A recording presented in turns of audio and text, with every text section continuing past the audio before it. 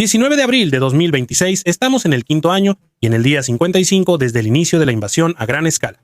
Bienvenidos. Les doy la bienvenida al informe de situación. En el informe de hoy les he traído muchas cosas buenas, como siempre. Hoy realmente tenemos una gama muy amplia de novedades. Tenemos ataques de los ucranianos a refinerías de petróleo rusas y también a otros objetivos completamente diferentes que en realidad son muy interesantes. Pero también vemos ataques rusos a posiciones ucranianas en la zona de Konstantinivka que del lado ruso están teniendo éxito. También veremos cosas que están saliendo terriblemente mal y personas que se han pronunciado públicamente al respecto. También les traje un video muy bueno, así como muchas otras cosas, por supuesto. Como siempre, hay muchas novedades. Yo diría que no demos más vueltas y vayamos directo a verlo. Ayer por la mañana, otra refinería de petróleo rusa fue atacada, esta vez en Syzran. Otra vez, la planta, con una capacidad de alrededor de 7 millones de toneladas, está en llamas después del impacto de un dron. Otra vez. Las primeras imágenes muestran un incendio de gran magnitud dentro del terreno de la refinería. La distancia vuelve a ser bastante relevante, ya que se encuentra, entre comillas, a solo 800 kilómetros de la línea del frente. Así que como no se veía desde hace casi un año, no es dentro de las zonas fronterizas, sino realmente en la retaguardia profunda. Y con eso, una vez más, se demuestra que incluso instalaciones industriales centrales, lejos del frente, no están fuera del alcance de los drones ucranianos, y eso es muy interesante. Quizá algunos de los espectadores habituales aquí todavía lo recuerden. Ya conozco casi todos los nombres o veo siempre los mismos en los comentarios. Primero que nada, es una gran suerte que sigan aquí apoyando con tanta fuerza y ayudando a impulsar el algoritmo. Y precisamente esas personas probablemente todavía recuerden cómo hace aproximadamente un año y medio mostré aquí un mapa en el que se podían ver las diferentes posibilidades de ataque de los ucranianos a lo largo del frente o a lo largo de la frontera. Ahí se podía ver que estas refinerías están dentro del alcance de este dron. Estas refinerías están dentro del alcance de los ATACMS o de los Storm Shadow. En ese entonces todavía había discusiones sobre si siquiera se podía usar los medios occidentales para atacar objetivos en Rusia. Eso era prácticamente un mapa hipotético de objetivos teóricos. Y ahora no ha pasado tanto tiempo, pero ya vemos ataques con drones completamente normales, principalmente incluso drones FP2, que se utilizan para atacar precisamente esos objetivos mucho más allá del alcance que se mostraba en ese entonces. Y eso es bastante sorprendente. Más adelante veremos a un blogger ruso que también hablará sobre esto. Pero quedémonos un momento con las refinerías de petróleo. Nuevas imágenes satelitales publicadas en el canal de Dnipro Official muestran daños evidentes en un depósito de petróleo en Leodosia, en Crimea, ocupada por Rusia. Tras analizar las imágenes, se estima que más del 50% de la instalación fue dañada o destruida. Grandes partes de la infraestructura están quemadas. Las capacidades de almacenamiento aparentemente quedarán fuera de servicio a largo plazo. También llama la atención un sistema de defensa antiaérea visible en la imagen. Un sistema de defensa del tipo Hansi RS-1 que se supone que también debería derribar drones, especialmente aquellos del tamaño del FP2, y el sistema, que de hecho todavía está justo en medio del área de la instalación, no pudo evitar el ataque a pesar de las medidas de seguridad. Por supuesto, no es posible confirmar de manera independiente los detalles exactos de los daños. Sin embargo, la destrucción visible indica claramente impactos graves en la instalación. En la zona alrededor de Stepanivka, a unos 5 kilómetros al oeste de Kostiantynivka, como puede ver aquí en el mapa de situación, el frente volvió a activarse a finales de marzo después de un periodo de calma y ahora se extiende hasta bien entrado abril, y esto con algunas novedades. Fuerzas rusas de la 20. La división motorizada de fusileros ha iniciado ataques allí para expulsar a las unidades ucranianas del lugar. El foco está en la altura 215 en el borde noroeste de Stepanivka. Esa es la altura aquí, que se encuentra entre estos dos lugares. Y esta es la que los rusos atacarán próximamente. La posición forma el núcleo de la defensa ucraniana en este sector y debe evitar que los rusos bloqueen el suministro en el oeste de la ciudad de Kostiantynivka por este camino.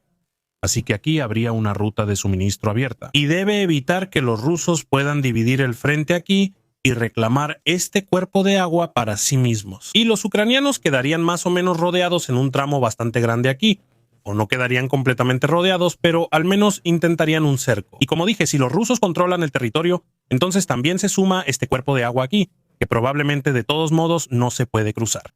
Entonces, al final, los ucranianos solo tendrían esta zona aquí para abastecer la ciudad y las localidades cercanas o para acceder a ellas, lo cual, por supuesto, es muy bueno para los rusos. Porque con eso, si vemos ahora 3 kilómetros, si tomaran estos 3 kilómetros, entonces tendrían efectivamente, debido al cuerpo de agua, casi 10 kilómetros de frente continuo. De hecho, los ucranianos ya no podrían usar esto aquí.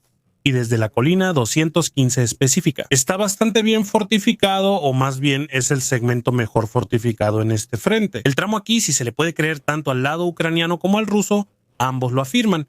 Así que debe haber algo de cierto en eso, ¿no? Exactamente esta colina serán atacadas por los rusos en un futuro cercano. ¿Por qué? Lo veremos en un momento, porque además de esta colina también se está atacando este cruce aquí, que básicamente conecta ambas partes de Stepanovka, y justo ahora se está luchando activamente por eso. El avance ruso sigue un enfoque clásico, presión frontal desde la dirección suroeste. Con el 54, el regimiento 54, que también lleva a cabo el ataque principal, contará con unidades del regimiento 77 que intentarán penetrar por el flanco desde el este a través de las ruinas de Stepanovka. En la primera fase, las fuerzas rusas lograron desalojar a las unidades ucranianas de la parte suroeste del lugar. A los rusos se les abre el acceso en dirección al dique y también hacia esta conexión aquí. Paralelamente, pequeños grupos se infiltran en toda la zona y en los diferentes barrios del lugar, lo que provoca muchos combates. Después de varios intentos, las fuerzas rusas lograron desalojar las posiciones ucranianas en la parte sur de Stepanovka. Con esto se dieron las condiciones para avanzar directamente contra la colina 215. También cada sector occidental, según pude entender, está actualmente controlado por los rusos, aunque todavía falta alguna confirmación, pero ya se puede deducir esto en ambos lados. Así que la pregunta sigue siendo qué tan bien está defendido este lugar y cómo ha sido fortificado. Las imágenes satelitales no muestran el sistema de trincheras más reciente, pero así se veía el sistema anterior, y esto es lo que pude encontrar hasta ahora. En rojo vemos un gran tramo de trinchera continua, y aquí tengo que criticar, no puedo evitarlo. Lo siento. Pero cuando veo un sistema de trincheras así del lado ucraniano, entonces es un sistema antiguo de trincheras, que después de aproximadamente medio año finalmente cambiaron un poco su forma de pensar y construir sistemas de trincheras más pequeños pero más distribuidos, que puedan cubrirse y superponerse entre sí, mientras que esto todavía representa un sistema antiguo de trincheras, es decir, de la forma de construcción antigua, prácticamente una trinchera extremadamente larga que aquí se extiende por completo. Y el gran problema con eso es que más grande no significa mejor.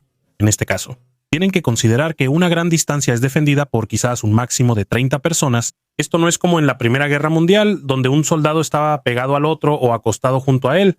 Ya no viven en esta trinchera, no, solo ocupan la trinchera. Cuando llegan los rusos, hay como máximo 30 hombres adentro, y eso significa que si los rusos logran romper en algún punto de esta trinchera, incluso si no hubiera 30 adentro, sino digamos como si hubiera 60, sí, eso es completamente irrelevante en este caso. Pero si los rusos logran penetrar en algún punto del sur en esta trinchera, entonces simplemente irán avanzando poco a poco con el tiempo, porque a los rusos las bajas les importan más o menos poco. Sí, si tienen que perder a 200 personas para tomar la trinchera, eso no les importa. Lo que les importa es que al final del día hayan tomado la trinchera, y los ucranianos serán expulsados de su propia trinchera, y mientras luchan dentro de la trinchera, no pueden mantener el resto de la trinchera contra más ataques rusos. Los rusos volverán a ejercer presión, es decir, vendrán con más unidades y aumentarán la presión, y al mismo tiempo atacarán otras secciones de la trinchera, lo que por supuesto lleva a un desastre absoluto para los ucranianos, porque tienen que defenderse al mismo tiempo contra ataques desde el exterior. Ellos también tienen que asegurarse de que los rusos no puedan traer más refuerzos y todavía tienen que luchar en su propia trinchera. Y como hemos visto en el pasado, eso generalmente lleva a que los rusos conquisten la trinchera tarde o temprano. Así que lo que sería mucho más inteligente o también mucho más útil es construir varias trincheras pequeñas que se superpongan entre sí, y así los ucranianos pueden retroceder de una trinchera a la siguiente, y la trinchera de atrás también puede darles cobertura, porque como vemos aquí, después de esta trinchera marcada en rojo, ya no hay nada. ¿Qué sigue? Eso significa que si alguna vez tienes un combate en la trinchera, no hay nada en una posición más alta o más atrás que pueda apoyarte en la defensa. Lo único que queda es eso de ahí abajo, ese pequeño tramo azul. Pero si pensamos que los rusos van a atacar desde el sur, o mejor dicho, en este caso desde el sureste, entonces ese lugar también está bastante mal ubicado. Por eso, en este punto, también hay que decir que los combates aquí no empezaron ayer, ya llevan semanas o incluso meses. ¿Se puede suponer que los rusos en algún momento librarán aquí un combate? Creo que también han modificado la trinchera en consecuencia o han podido reforzarla con más trincheras. Como dije, no puedo decirle cuán actual es esta imagen, pero es la más reciente que pude encontrar. Ucrania recibirá con el GNYESK otro cazaminas de los Países Bajos. Eso lo confirmó el propio Zelensky. Con esto, la flota ucraniana de desminado prevista crece a 5 barcos, 2 de los cuales provienen directamente de los Países Bajos. El barco está diseñado para la búsqueda y eliminación de minas y tiene como objetivo principal ayudar a volver a habilitar las rutas marítimas y asegurar las zonas costeras. La entrega es parte de un apoyo más amplio por parte de socios internacionales que acompañan la reconstrucción de la Marina ucraniana desde el inicio de la invasión rusa. Solo para que quede claro y no tenga que responderlo después en los innumerables comentarios. Estos no son barcos que vayan a operar durante horas en costas disputadas, para eso son demasiado vulnerables. De manera realista, veo 3 áreas de operación. Primero, en el oeste del Mar Negro, es decir, cerca de la ciudad portuaria o en zonas controladas, y la costa está mucho mejor vigilada. De la misma manera, aquí también pasan rutas comerciales importantes por los puertos locales, así que el desminado tiene más sentido aquí para permitir la navegación en primer lugar. Las zonas de retaguardia son el segundo punto que veo aquí, porque las zonas que ahora no están siendo atacadas directamente, pero que aún así están minadas, también deben ser despejadas. Las minas también son un problema aquí, especialmente en los lugares donde no hay combates, o sobre todo donde no se está luchando. Es precisamente ahí donde se colocan las minas. Y en tercer lugar, desde una perspectiva a futuro, después de la guerra o, por ejemplo, tras un alto al fuego o los primeros esfuerzos para un tratado de paz. Probablemente muchos campos de minas podrán ser despejados a largo plazo. Los barcos también están diseñados para hacer que la costa y el acceso sean utilizables nuevamente durante años. Así que de ninguna manera es algo que sea decisivo para la guerra en este momento, pero sigue siendo importante. Si tu propia gente empieza a gritar, entonces algo está yendo terriblemente mal. Así que el bloguero Z ruso Evgeny Goldman también vuelve a hablar. Voy a traducir más o menos lo que él informa. Me parece bastante interesante. Él normalmente empieza bastante tranquilo y luego, hacia el final, siempre escala todo hasta terminar en un ataque de ira. Tiene algo de Prigozhin, pero él, de por sí, ya era un caso aparte. Los ucranianos están librando una guerra a distancia con 2.000 kilómetros de separación entre el piloto y el dron. Me jode, pero esto es una locura, amigos. Esto es en lo que se ha convertido esta guerra. Ellos simplemente nos adelantan a una velocidad vertiginosa y nosotros intentamos alcanzarlos como tortugas, pero ellos nos adelantan como guepardos. Tenemos muchísimos problemas. Como ya lo dije antes, lo vuelvo a decir ahora y lo seguiré diciendo. Esta primavera, maldita sea, se deben marcar parcelas para el cultivo de papas. El país está hecho mierda. La gente que trabaja junto a mí está cerrando sus negocios. Hacienda los está jodiendo tan duro que es difícil de creer. Ya ni siquiera trabajan. El sector de la construcción o lo que sea, todo está jodido, pero en la televisión dicen que en Rusia todo está súper y todo está bien.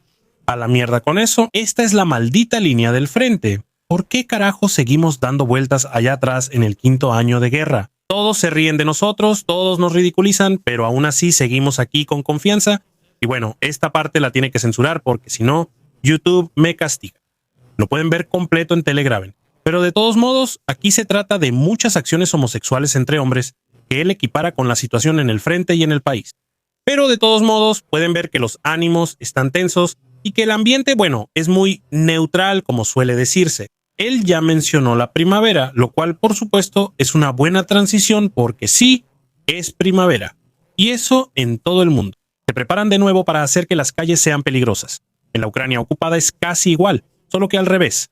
Porque aquí las calles ya son peligrosas antes de que lleguen los motociclistas. Porque las fuerzas rusas han realizado nuevamente un ataque en la zona de Zaporilla con vehículos ligeros, entre ellos muchas motocicletas y camiones Ural. Este enfoque es conocido por ser bastante rápido, flexible y, si se hace correctamente, también un poco más difícil de detectar que las columnas mecanizadas más grandes. Precisamente las motocicletas se utilizan para aprovechar brechas o para llegar más rápido detrás de las líneas enemigas. En este caso, sin embargo, el ataque fue detenido. Las fuerzas ucranianas pudieron detectar y combatir a los elementos que avanzaban antes. El avance no logró atravesar y se rompió bajo el fuego al intentar reagruparse. Sin embargo, estos ataques muestran cómo la táctica se está adaptando actualmente. Se está pasando de grandes formaciones a pequeños grupos móviles. Y eso es de hecho con lo que Rusia realmente mejor anda. Sí, literalmente. Al mismo tiempo, el riesgo sigue siendo alto en cuanto las fuerzas son detectadas. Pero eso no solo ha sido así en el sur de Ucrania, sino que Auch an der Ostfront in der Nähe von Chasiv Yar.